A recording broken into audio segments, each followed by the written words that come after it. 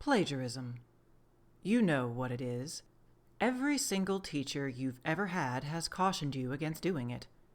Keep your eyes on your own paper, cite your sources properly, and don't buy papers off the internet. It's logical to give these warnings to high school students as they embark on their first research writing exercise. But why do we need it to be said in every class at every level of education? Do med school students really need to be told not to rip off other people's work? In a word, yes.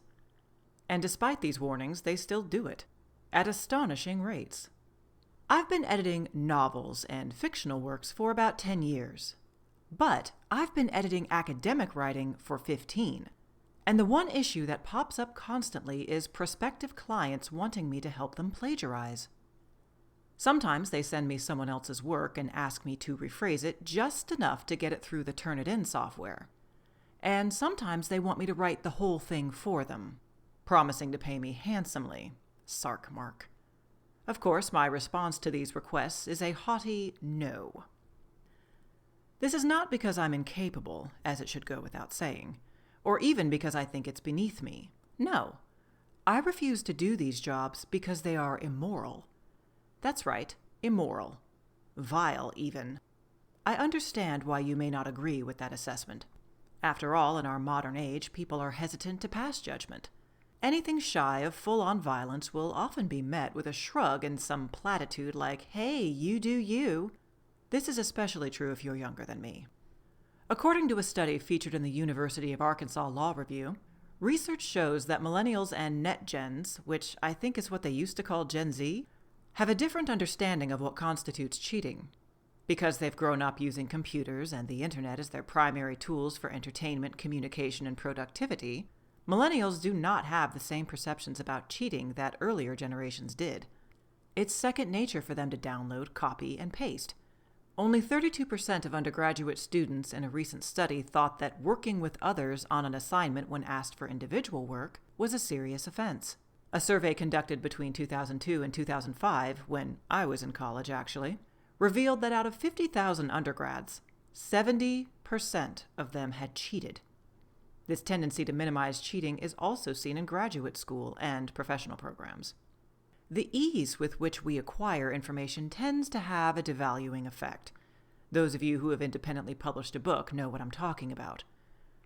Readers can become enraged at the idea of paying more than 99 cents for an ebook, or paying anything at all.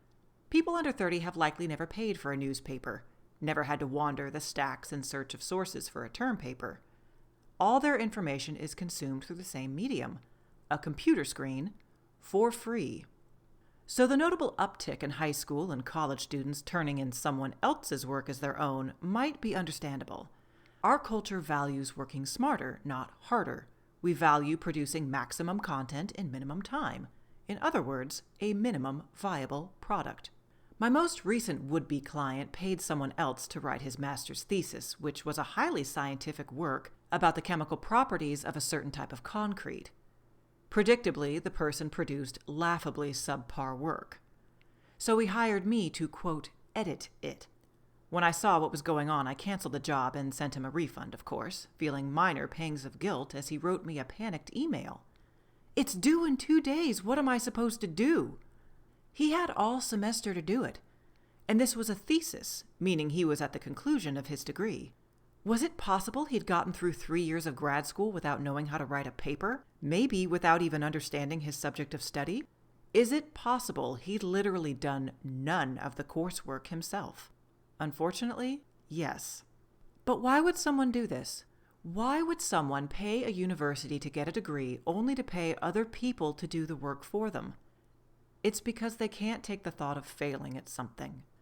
From the University of Arkansas Law Review, law professors are seeing more instances of students crumbling when faced with difficulties for the first time in law school.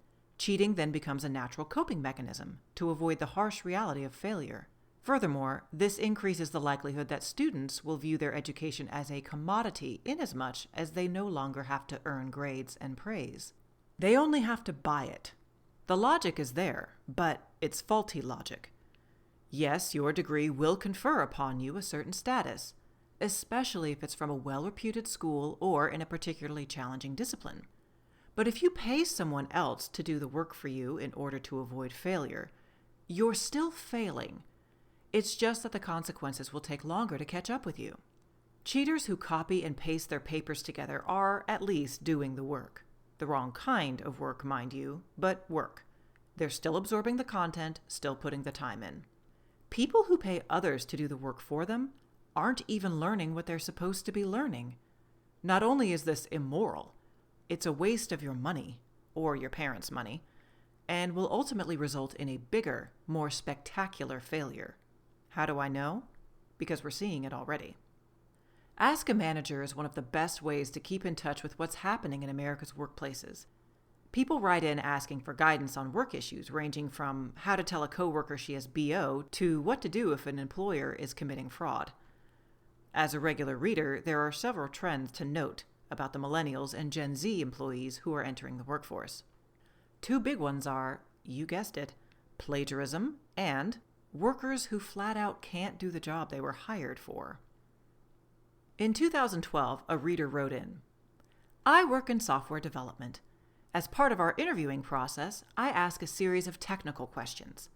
In the past 5 years of interviewing, I've managed to catch 2 applicants bold-faced lying/cheating by looking up the answers online during a phone interview.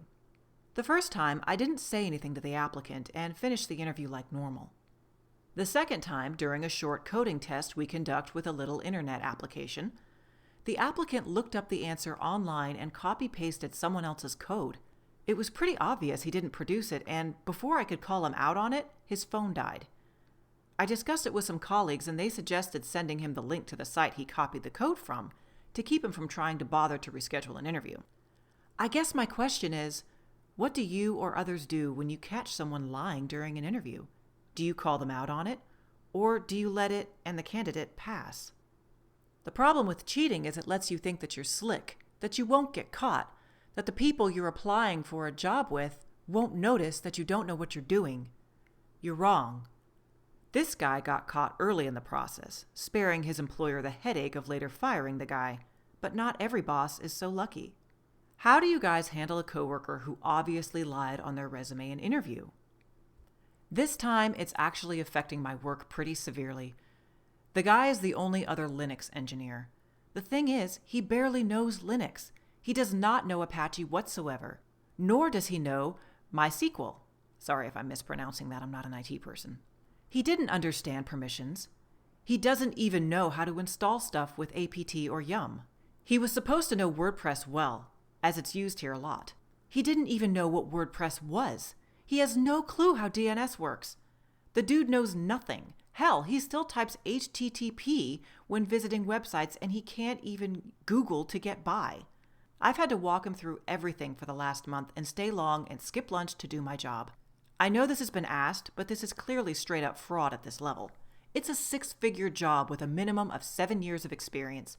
At this rate, I want to save the company this time and money. Has anyone dealt with a case this extreme? And how? This post highlights the fact that most people doing hiring are not HR professionals. They're managers and workers with their own to-do lists and often just hire people they get along with rather than the most skilled. So as you go about your flagrant cheating, you might be right in thinking, getting this degree will help me get the job I want. So you cheat your way to your degree.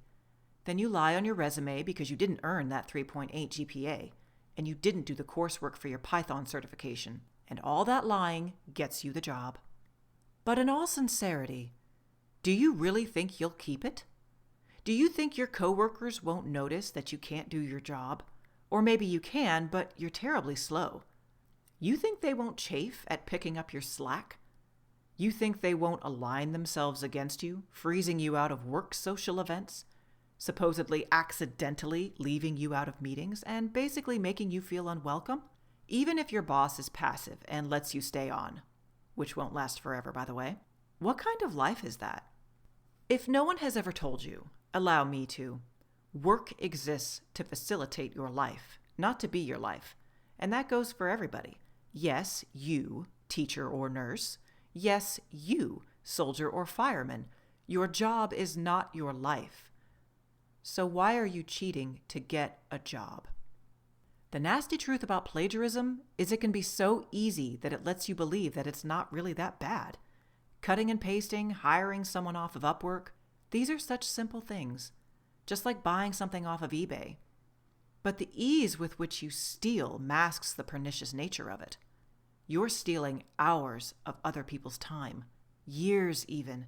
Cutting and pasting someone's research means taking their sleepless nights, their worries over getting funding for their research, their hustle, and passing it off as your own with just a few clicks. Worse, it's stealing a job from someone more qualified, someone who put the work in and can produce exactly what they said they can. You stole that person's job, and that, my friend, is a nasty way to go through life. Those jerks trying to sell you entrepreneur lessons on the internet like to paint success as a binary. Either you play by the rules and stay poor, or you cheat your way into six figures. Scumbags. All of them. That's right, I said it. Scumbags. You can play by the rules and hit six figures. I'm almost there. My husband is well past there, and he got there initially without a 4-year degree. Neither of us are entrepreneurs either, it should be noted. We got there working 9-to-5s that we earned. Neither of us cheated, not once, because we didn't just want the job. We wanted to do the actual work. So if you're stealing content for your papers or paying someone to do it for you, why? Is it just a time issue? Let's be honest, it probably isn't. It's probably because, if you're honest, you don't want the stupid degree in the first place. Maybe you don't even want the job the degree promises to get you. So why are you spending money and going into debt doing something you hate? Why are you throwing away your honor in pursuit of something you don't even want? You don't have to keep doing this. I promise you don't.